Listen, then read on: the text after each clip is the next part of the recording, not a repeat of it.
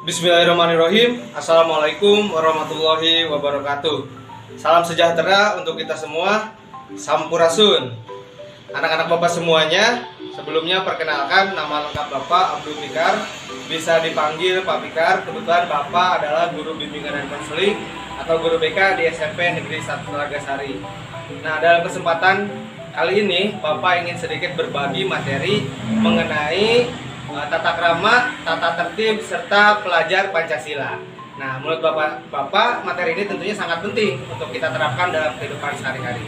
Nah, untuk lebih lanjutnya, marilah kita saksikan tayangan video berikut ini. Baik, pada kesempatan ini Bapak ingin bersama-sama kita bahas materi mengenai tata krama siswa, tata tertib di sekolah, dan pelajar Pancasila. Apa sih itu tata krama? Tata krama sendiri berasal dari dua kata. Yang pertama tata, yang kedua krama. Tata bisa diartikan sebagai adat, aturan, atau kaidah. Dan krama bisa diartikan sebagai sopan santun, tindakan, atau perbuatan. Jadi, tata krama itu sendiri bisa diartikan sebagai sebuah kebiasaan sopan santun yang disepakati dalam lingkungan pergaulan antar manusia setempat dan berlaku pada kurun waktu tertentu. Nah, selanjutnya di sini Bapak ingin bersama-sama kita membahas penerapan tata krama itu sendiri dalam kehidupan kita sehari-hari. Nah, penerapan tata krama di lingkungan rumah, gimana sih? Atau apa yang harus kita lakukan ketika kita di rumah? Yang pertama yaitu berbicara dengan bahasa yang santun atau halus pada semua anggota keluarga. Yang kedua, tidak meninggikan suara di hadapan orang tua. Yang ketiga, mengucapkan salam ketika hendak masuk ke dalam rumah. Keempat, mencium tangan orang tua ketika hendak berangkat sekolah. Yang kelima, tidak duduk di tempat yang lebih tinggi dari orang tua. Yang keenam, tidak memotong atau menyela ketika orang tua sedang berbicara. Dan yang ketujuh, tidak ribut atau berbuat bising di jam-jam istirahat anggota keluarga lainnya. Yang kedelapan, tidak membantah omongan orang tua dengan bahasa kasar, mendengarkan nasihat dengan sesama, penuh perhatian, dan tidak menunjukkan sikap acuh. Nah, selanjutnya penerapan tata krama di lingkungan sekolah. Yang pertama yaitu menyapa guru ketika berpapasan. Yang kedua, tidak terlambat datang ke sekolah. Yang ketiga, pulang sekolah tepat pada waktunya. Yang keempat, berpakaian dengan sopan dan rapi saat sekolah. Yang kelima, senantiasa menjaga kebersihan diri. Yang keenam, menghormati guru ketika berada di dalam maupun di luar sekolah, ketika ketemu di jalan atau ketemu dimanapun.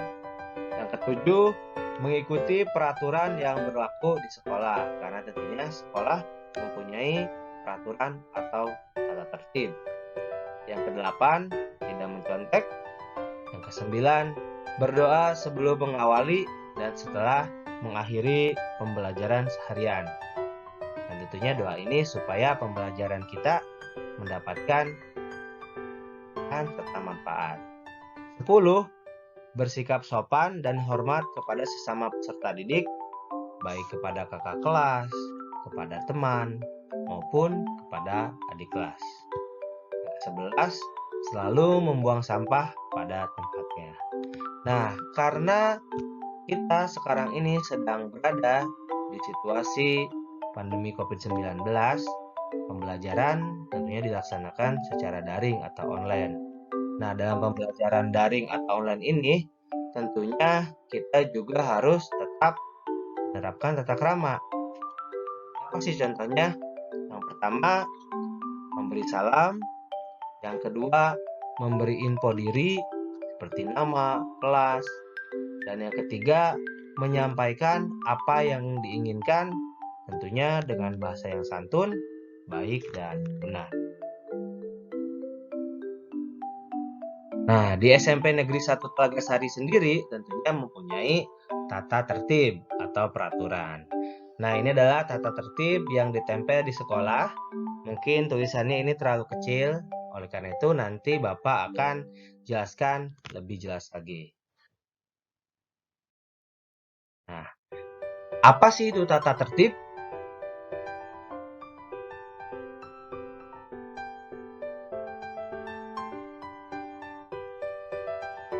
Tata tertib di sekolah itu sendiri bisa diartikan sebagai 3. Yang pertama yaitu perintah.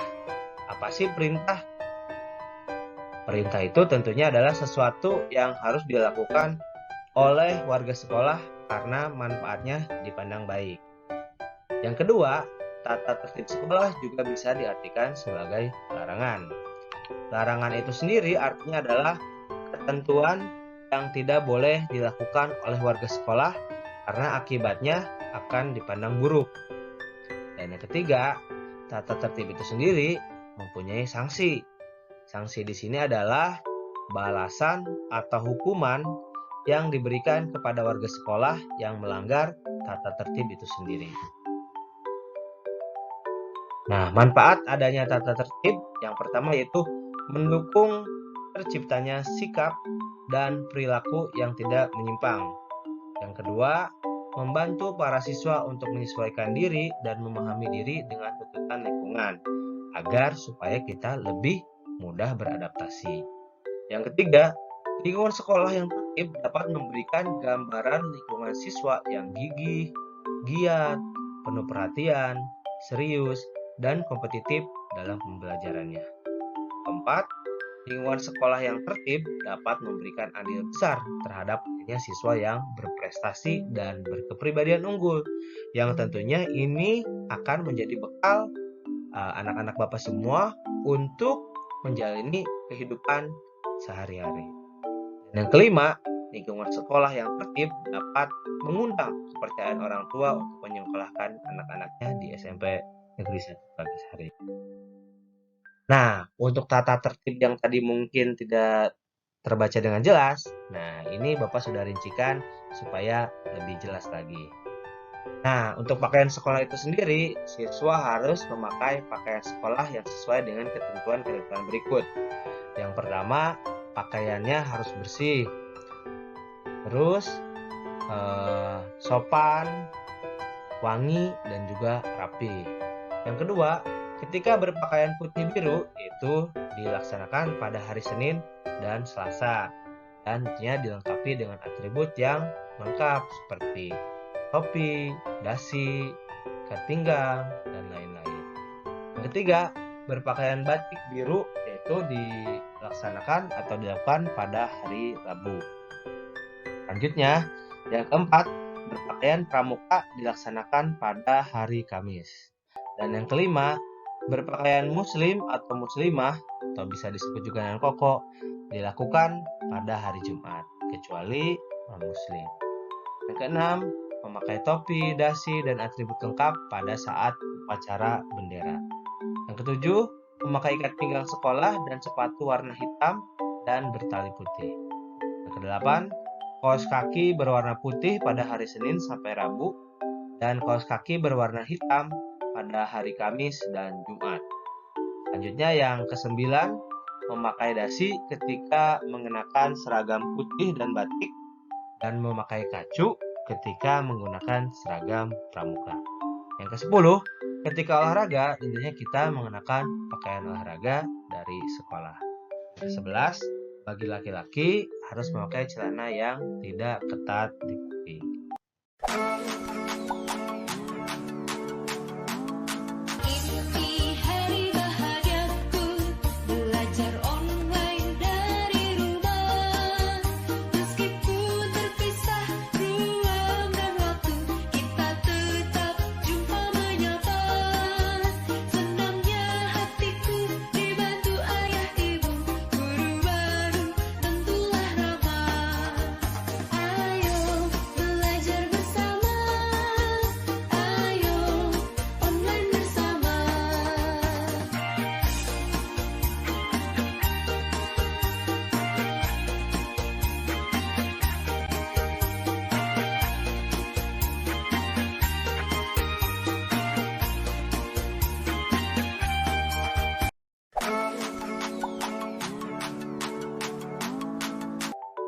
Nah, selanjutnya yaitu materi mengenai pelajar Pancasila.